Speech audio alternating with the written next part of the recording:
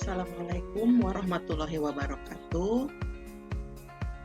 Selamat pagi anak-anakku, para peserta masa pengenalan lingkungan sekolah atau MPLS di lingkungan SMP Negeri 1 Pangkalan tahun pelajaran 2021-2022. Pada kesempatan kali ini, saya, Ibu Puji Lestari, akan memberikan materi tentang kegiatan dan organisasi kesiswaan. Sekarang kita lihat, organisasi kesiswaan itu terdiri dari dua jenis. Yang pertama ada organisasi intrasekolah, dan yang kedua ada organisasi ekstrasekolah. Apa saja sih organisasi intrasekolah dan organisasi ekstrasekolah tersebut? Nah, di sini ada organisasi siswa intrasekolah yang banyak dikenal di sekolah-sekolah. Yang pertama ada organisasi OSIS, dan yang kedua ada MPK. Sedangkan organisasi ekstrasekolah yang banyak dikenal itu diantaranya ada Pramuka, ada Paskibra, juga ada PMR. Sekarang kita lihat satu-satu. Apa itu OSIS? OSIS itu adalah akronim dari organisasi siswa intrasekolah, yaitu suatu organisasi yang berada di tingkat sekolah di Indonesia yang dimulai dari sekolah menengah, yaitu sekolah menengah pertama atau SMP, dan sekolah menengah atas atau biasa kita kenal SMA. Siapa saja yang bisa menjadi anggota OSIS? Nah, di sini semua siswa di lingkungan SMP maupun di SMA itu termasuk atau merupakan anggota dari OSIS. Jadi, nanti jika kalian sudah resmi menjadi siswa SMP Negeri 1 Pangkalan, secara otomatis kalian menjadi anggota OSIS SMP Negeri 1 Pangkalan. Nah, OSIS itu dikelola oleh pengurus yang dipilih oleh seluruh anggota OSIS melalui pemilihan seluruh siswa pada suatu sekolah. Jadi, seluruh anggota OSIS tadi itu memilih pengurus dalam suatu pemilihan. Nanti hasil pemilihannya terdiri dari ketua, wakil ketua, sekretaris, bendahara, dan beberapa seksi. Nah, di sini kita bisa lihat secara organis, OSIS adalah satu-satunya wadah organisasi siswa yang sah di sekolah. Oleh karena itu, setiap sekolah wajib membentuk organisasi siswa intrasekolah yang tidak mempunyai hubungan organisatoris dengan OSIS di sekolah lain dan tidak menjadi bagian atau alat dari organisasi lain yang ada di luar sekolah. Jadi, OSIS ini adalah organisasi intern atau internal pada satu sekolah. Yang kedua, secara fungsional. Dalam rangka pelaksanaan kebijakan pendidikan, khususnya di bidang pembinaan kesiswaan, arti yang terkandung lebih jauh dalam pengertian OSIS adalah sebagai salah satu dari 4 jalur pembinaan kesiswaan, di samping ketiga jalur yang lain, yaitu diantaranya ada latihan kepemimpinan, ekstrakurikuler, dan wawasan Wiyata Mandala. Jadi, pada dasarnya ada 4 jenis pembinaan kesiswaan dalam suatu lingkungan sekolah, yaitu organisasi kesiswaan, latihan kepemimpinan, ekstrakurikuler, dan wawasan Wiyata Mandala. Di sini kita bisa lihat ada fungsi dari OSIS. Ada 3 fungsi, yaitu sebagai wadah, yang kedua sebagai motivator, dan yang ketiga sebagai preventif. Apa itu sebagai wadah? Sebagai wadah, OSIS merupakan organisasi siswa intrasekolah yang merupakan satu-satunya wadah kegiatan para siswa di sekolah bersama dengan jalur pembinaan yang lain untuk mendukung tercapainya pembinaan kesiswaan.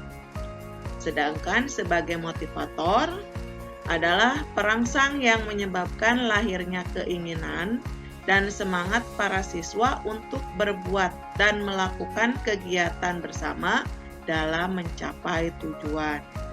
Sedangkan sebagai preventif, yaitu dapat menggerakkan sumber daya yang ada dan secara eksternal OSIS mampu beradaptasi dengan lingkungan, seperti menyelesaikan persoalan-persoalan perilaku menyimpang siswa dan sebagainya. Nah, di sini kalian bisa lihat, ini adalah lambang OSIS pada tingkat SMP. Jika waktu SD, di saku baju kalian, itu ada tulisan SD. Nah, sekarang sudah SMP, yang ada di saku pakaian kalian itu adalah lambang OSIS ini. Ya. Jadi ini lambang OSIS. Berbeda dengan OSIS tingkat SMA, dasar OSIS tingkat SMP ini warnanya kuning. Sedangkan untuk tingkat SMA warnanya coklat. Jadi ada perbedaan. Jangan salah, kalau pakaian kalian tadinya tidak ada lambang OSIS-nya, kemudian khusus beli badge-nya, belilah yang lambangnya ini dasarnya berwarna kuning, jangan yang berwarna coklat. Kemudian di sini kita lihat ada tujuannya. Tujuan dari OSIS. Yang pertama, meningkatkan generasi penerus yang beriman dan bertakwa. Kemudian yang kedua, memahami, menghargai lingkungan hidup dan nilai-nilai moral dalam mengambil keputusan yang tepat. Yang ketiga, membangun landasan kepribadian yang kuat dan menghargai hak asasi manusia dalam konteks kemajuan budaya bangsa. Yang keempat, membangun, mengembangkan wawasan kebangsaan dan rasa cinta tanah air dalam era globalisasi. Yang kelima, memperdalam sikap sportif, jujur, disiplin, bertanggung jawab, dan kerjasama secara mandiri, berpikir logis, dan demokratis. Jadi banyak sekali karakter-karakter yang ditanamkan pada organisasi OSIS ini.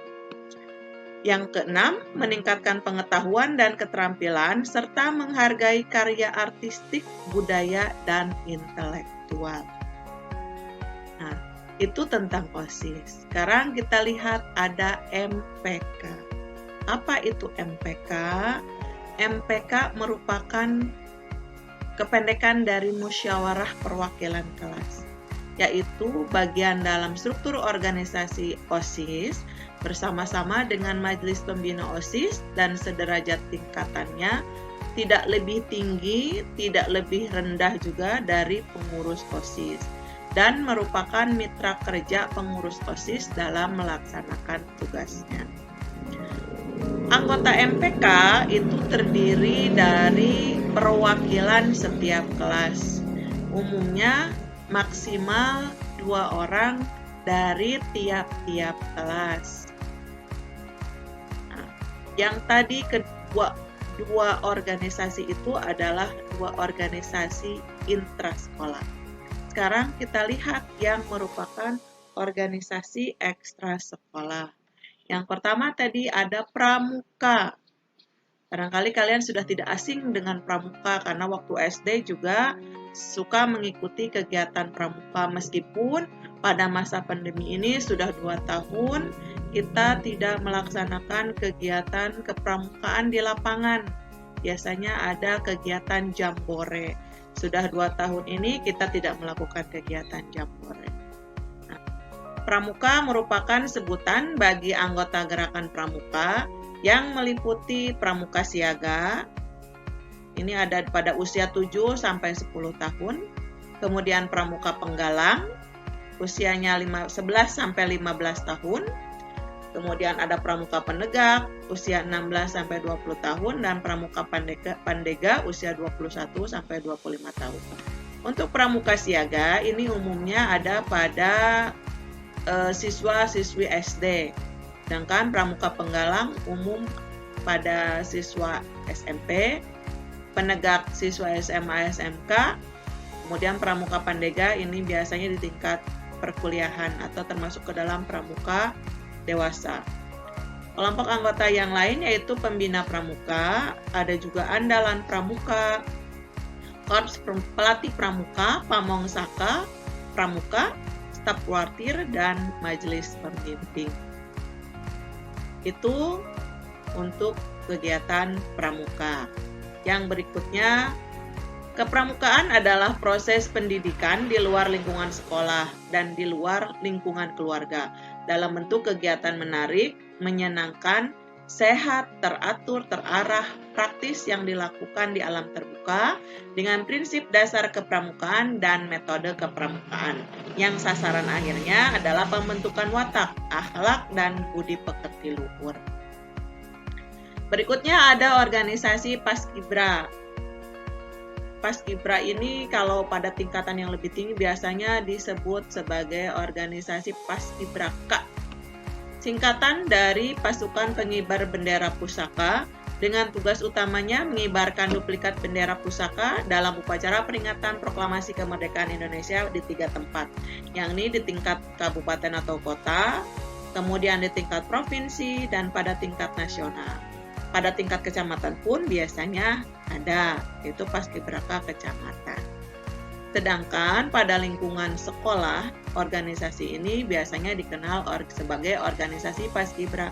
Apa saja kegiatannya? Biasanya melakukan latihan baris berbaris, kemudian melaksanakan kegiatan pengibaran bendera setiap hari Senin, juga penurunan bendera.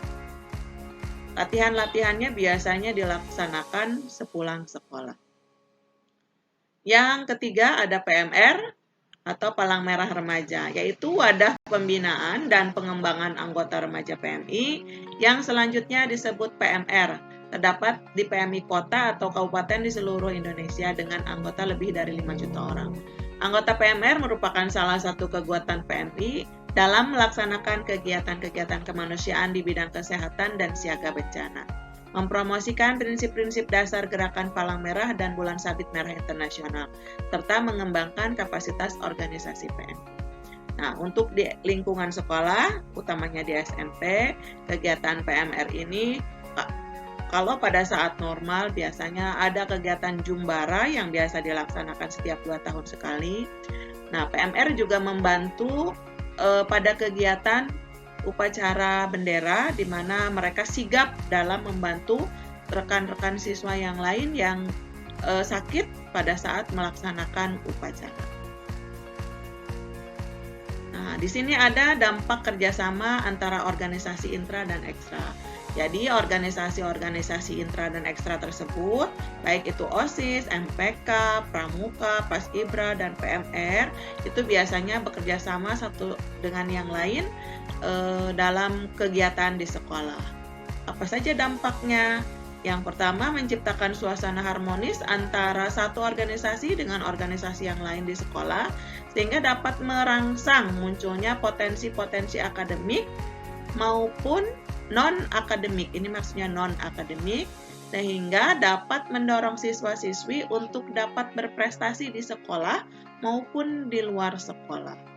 Ya, jadi kerjasama tersebut nanti siswa-siswa itu jadi muncul keinginan untuk bisa berprestasi baik di lingkungan sekolah maupun di luar sekolah. Karena biasanya kalau untuk organisasi ekstra itu seperti misalnya kalau Pramuka ada kegiatan lomba tingkat di tingkat kecamatan ataupun tingkat kabupaten, Jambore tingkat ranting ataupun tingkat cabang, Jumbara untuk PMR. Kalau Paskibra biasanya ada di Klatsar, ada lomba baris berbaris. Nah, jadi diharapkan siswa-siswi itu bisa berprestasi baik di lingkungan sekolah maupun luar sekolah. Lomba yang lain ada apa? Misalnya ada lomba Olimpiade Sains, Olimpiade Mata Pelajaran, festival-festival seni maupun sains ataupun keagamaan. Jadi diharapkan suasana harmonis itu dapat tercipta di lingkungan sekolah agar siswa-siswi dapat berprestasi. Yang kedua, membantu dalam menjaga atmosfer sekolah yang kolaboratif dan kompetitif. Kolaboratif itu apa? Kolaboratif itu mampu bekerja sama. Jadi diharapkan organisasi-organisasi tersebut mampu bekerja sama satu dengan yang lain.